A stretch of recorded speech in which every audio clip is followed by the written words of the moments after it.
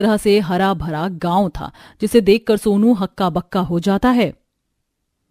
अरे बाप रे, ये तो जमीन के अंदर दूसरी दुनिया है। अनोखा हरा भरा गांव।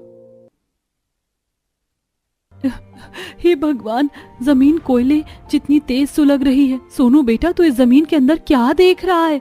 चल जमीन जुतवा। माँ जमीन के अंदर हरा भरा गांव है। अरे पगला गया है क्या? इस बंजर जमीन के अंदर हरा भरा गांव कैसे होगा? केवल मिट्टी होगी। माँ मैं सच कह रहा हूँ, बिल्कुल सच। रुको।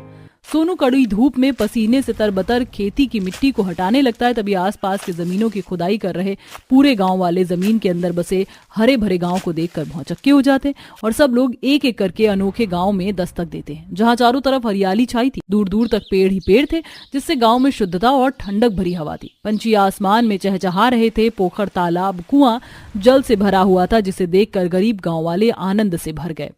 मुझको तो ऐसा प्रतीत हो रहा है जैसे हम खुली आंखों से कोई सपना तो नहीं देख रहे हैं। मैंने तो कल्पना भी नहीं की थी कि हमारे बंजर जमीन के नीचे इतना हरा भरा गांव बसा होगा। सरला, हम किसानों के बंजर गांव पर धरती मैया की दया हुई है। अब हम में से कोई नहीं मरेगा।